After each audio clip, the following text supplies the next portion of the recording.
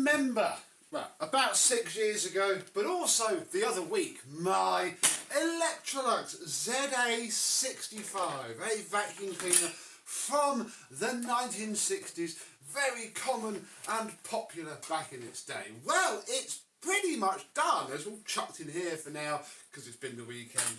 Before I can film, it's time to get it out of this basket, back together, and I'll show you how it works, show you what it looks like now. This is sort of a combination of two machines, sadly, and not the best body of either, but everything else came out really well. So let's have a look at a project that I've had for a very long time.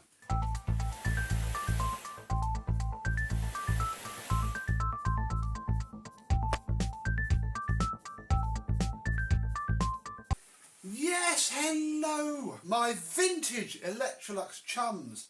How are you today? Yes, I think we can call this one vintage. It's from the 1960s. It's now 2023 at the time of filming this, and this old girl is working as good as new, and it almost looks that way as well. I haven't really retro-prized it at all. It's just been washed, scrubbed and reassembled, and it's come out really well. This is the worst of the two bodies, I would have put it, the one that was utterly disgusting on top. Sadly, on the better body, one of these back screws snapped. As I was putting it in, it was ever so loose, it was going in fine, it just bound and snapped in one go, which was a bit of a pain. So, I mean, I had a second body, so I used it, although it's had a few things spilt on it over the years, but I think we'll be okay. You may also notice it now has a handle, which you won't see me use too much. It's got the wrong size bolts in it. These were the only ones that I had around, and they're M5. I think they could be M3, but equally they work, you know, they are removable. We can sort that out another day. I didn't quite see the point in doing it for this video. Oh, let's remove the cable, if I can, and show you the better one. I scrubbed and scrubbed and scrubbed this cable, and it came up brand new indeed. It's a nice rubbery flex, not perished at all. I left the nice nettle plug on this one, nice little dainty plug there. Found a cord clip because obviously you have to wrap it around here, and yeah, we have ourselves a very nice cable. You sort of need to do things at both ends really, because there's a big hole there and there's nothing behind here. If we take this off, remove the front, we can see that yeah, it's got the inner bag fitted, the nicer one of the two, although there's a few rust spots, but I mean, blimey, you take rust spots over it being mouse chewed, and this bit isn't really rusty and crusty either. So that's good. Inside of there is spotless. Both of these bodies were nice and clean. The chrome, which is from the better machine, in fact everything bar the motor and the outer case is from the other machine. So it's a sort of a bitzer, but it's alright. In theory we could just use that bag there. I'm sure many people did. However, you should be using these newfangled disposable dust bags that have just come on the market, and that's sort of what this is for. We just need a bag to put in it. So rather than getting a paper bag, which I do have quite a lot of, but you know me, I'm not a huge fan. So what we're going to do is cut the top off of this Zero bag here, like so. Oh, cut it nice and close so you don't lose lots of material. And then the idea is that you shove that in there, feed this bit through this hole, and then, oh, that might be a bit much actually. Obviously this is a bit bigger, and then you sort of open it like that. Oh, that is too much.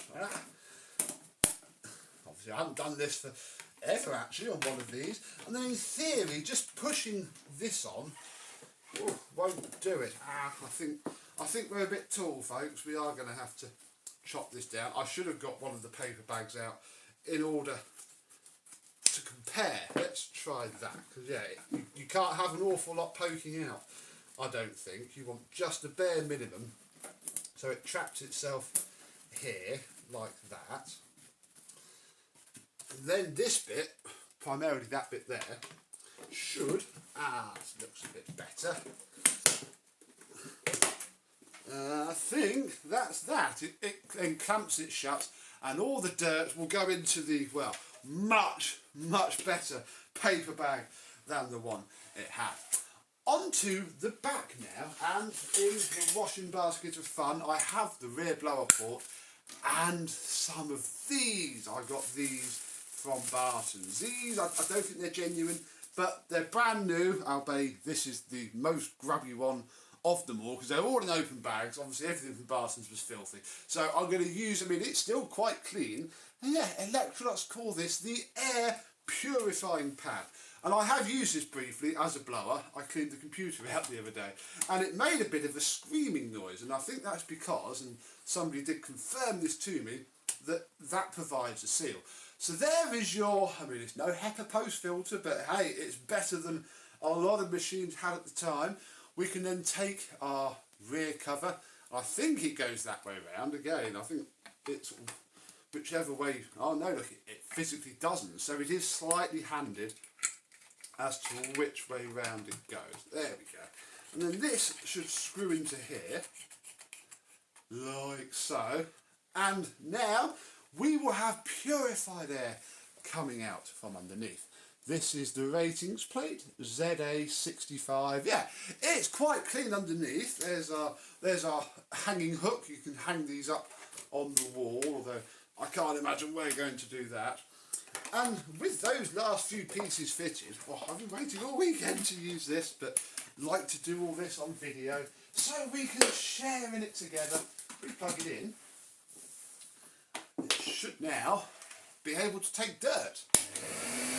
It's so quiet. That is it. Yeah. I mean, it's only, what is it? It's 450 watts, so it's less than a twin turbo or turbo 2 or whatever they are. So, you know, we're not going to win any raw power prizes, but it's got that sort of airflow that just goes on for days. Little lazy motor. The exhaust here is a bit more powerful, but either way, I'm going to take that. I think that works really well. So we got that. Now it's time to this, and hopefully immediately you will notice a slight difference, because underneath all of that tape was no damage. What's happened is, I think it's here, the hose has been sort of stood on or crushed, because this is all metal inside of here with then this vinyl outside. So yeah, it was just crushed really. So I got some of the clear heat shrink that I bought in order to try and fix, which it did, my Hoover Centratronic hose. I also popped a bit on the end to try and just act as a bit of strain relief, because this hose, and I've tested it on another machine that, you know, has suction. I put it on the NBV, which must have 3 times the airflow of this, and it is actually airtight. You know, you couldn't tell on this machine, but yeah, it is airtight, and it's very nice indeed. The only real problem is that I've got a slightly nicer end to these hoses with not quite such a chewed up bit there, but I can't swap it over because this is all bonded together. I don't really want to. Having a leak-proof hose is a flipping rare thing on a machine of this age, whatever your make, mark and model. So yeah, I ain't risking that for nothing. I found the better crevice tool that I knew I had. Oh yeah. And we have the radiator brush. Oh yes. Very nice. We also have our butterfly tool in red, which then converts to an upholstery tool. Awesome indeed. And these are the only small tools you would have got. It is missing, I don't think I've got it. If I have, it's so buried in the shed, I don't care for now. The paint sprayer that all Electroluxes came with back in the day, really. Oh, never going to use that, am I? What are we going to do, spray the floor? So if I find one, it can go with it, but I'm not going to really push the boat out for that, because this machine's still going to be a little bit incomplete, because according to pictures and whatnot, I think it should have a single extending wand with a red matching ring on it, which I don't and have never had. What I do have though are loads of this era wand, which is still the same era, early Electrolux. Look, you go, have these flutes. And yeah, I cleaned both though, because I've got a heavy aluminium set, and then these, which it's a shame they're so knackered really. They are really battered and scratched, but they are so light, they weigh absolutely nothing, especially compared to this, that I think they might be slightly nicer to use. And I think I'm going to keep these with it for now. And who knows, we might find the right wand one day, but is it really worth it? I don't know. That's actually it for the basket. The only other things in here are the switch from the spares machine. I've got some new ones of these I must put on eBay. Look at this, look. Old school switch. And if I can do, there we go. All it does is push that contact. Oh, I've got to put my hand behind it so it focuses. Around. Big old clunky switch. I think it's made by Smiths. No, Arrow. There we go. Look, Arrow. Made in England. Arrow made switches for Hoover as well. So I've got a spare switch with its rubber gasket, and this, which is the spark arrestor for it. It sort of goes underneath at the back there and stops any sparks from flying. And the original suppressor, it now has a modern one in it, in line with the wires. I just put a chocolate block in there and covered it up because I don't trust these at the best of times, although I haven't really heard stories of them going bang, but I don't want to risk it. I don't trust them. We've seen enough exploding suppressors. You know, all that does there is the wiring tails screw onto there and then carry on. So we don't have that either. And that can go in the bin like the ancient pile of rubbish it is. So, we're only missing one thing. And we have two of those because, yeah, for some reason I have this wider style floor head, and I think this is the later style and that's the early style. Don't know, comment down below.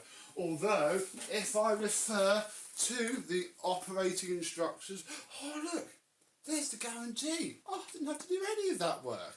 I could have just taken it to my nearest office, which would be St Albans, I think.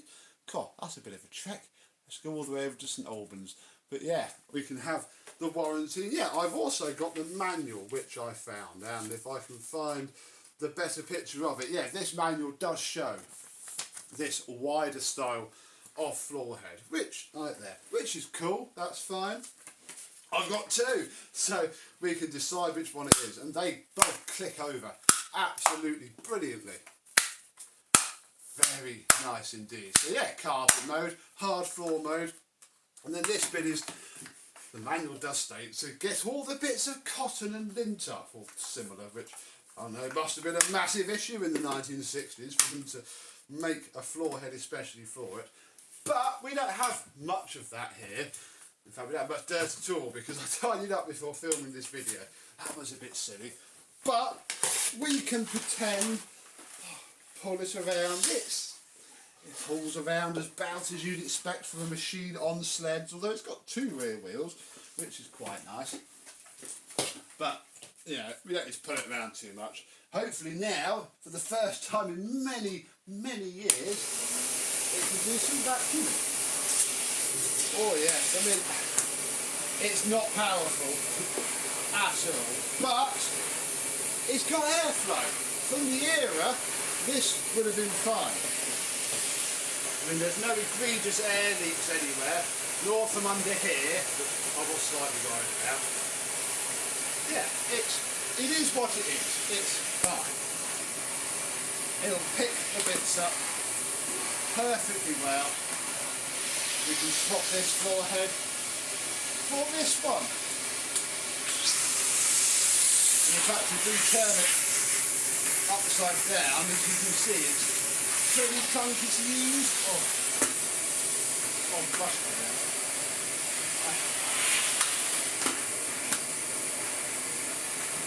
I think this floor head might work a little bit better than the other one, but it's just so quiet. and lovely. I can talk to you whilst it's on, and if I just swoosh around, look, you can see I've been tidying. There's the Hitachi. Need to fill 12 vacuums in 12 months soon. Oh yes. Very nice indeed. There's not much dirt going on today.